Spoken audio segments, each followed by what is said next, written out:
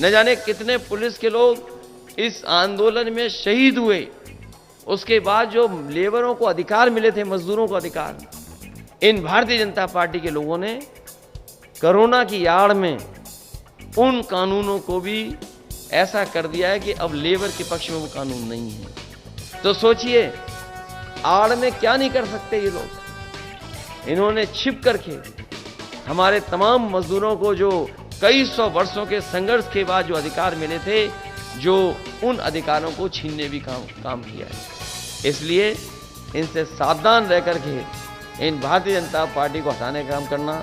जो पहले और दूसरे चरण के वोट पड़े हैं, उस चरणों में भारतीय जनता पार्टी और उनके सहयोगी लोग बहुत पीछे छूट गए।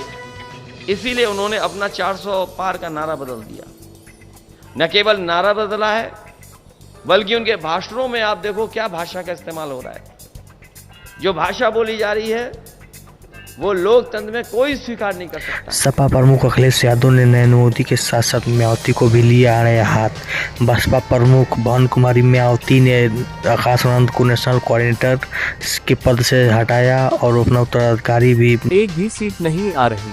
मायावती ने आकाश आनंद को पद से हटाया तो अखिलेश यादव ने कह दी बड़ी बात।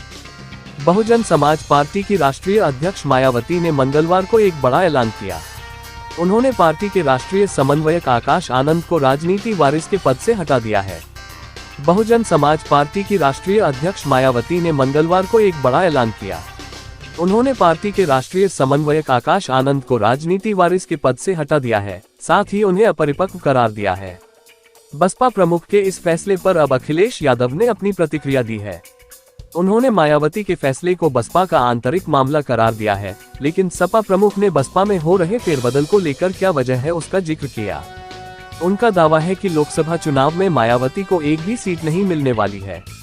अखिलेश ने कह दी बड़ी बात। अखिलेश यादव ने अपने सोशल मीडिया पर लिखा कि बसपा ने अपने संगठन में बड़े बदलाव का जो भी कदम उठाया है वो उनकी पार्टी का आंतरिक विषय है। दरअसल इसके पीछे असली कारण ये है कि बसपा की एक भी सीट आती हुई नहीं दिख रही है, क्योंकि बसपा के अधिकांश परंपरागत समर्थक भी इस बार संविधान और आरक्षण को बचाने के लिए इंडिया गठबंधन को ही वोट दे रहे हैं। उन्होंने आगे कहा कि इस बात को बसपा अपने संगठन की विफलता के रूप में ले रही है, इसीलिए उनका शीर्ष नेतृत्व संगठन में इतना बड़ा फेरबदल कर रहा है, लेकिन अब बाजी बसपा के हाथ से निकल चुकी है। सच तो ये है कि जब बसपा का प्रभाव क्षेत्र होते हुए भी पिछले 3 चरणों में उनकी एक भी सीट नहीं आ रही है, तो फिर बाकी के 4 चरणों में तो कोई संभावना बचती ही नहीं है। सपा प्रमुख ने किया ये अपील। सपा प्रमुख ने कहा कि ऐसे में हम सभी वोटरों से अपील करते हैं कि आप अपना वोट खराब न करें और जो बाबा साहेब भीमराव अंबेडकर जी के संविधान को बचाने के लिए सामने से लड़ रहे हैं, इंडिया गठबंधन के उन प्रत्याशियों को वोट देकर जिताएं और संविधान के संग आरक्षण भी बचाएं।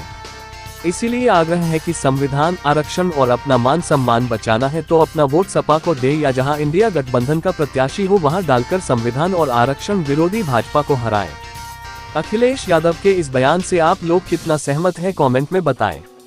BSBP न्यूज पे सूरज सिंह की ये रिपोर्टिंग कैसी लगी जरूर बताना और वीडियो को ज्यादा से ज्यादा शेयर करें और चैनल को सब्सक्राइब करें। धन्यवाद।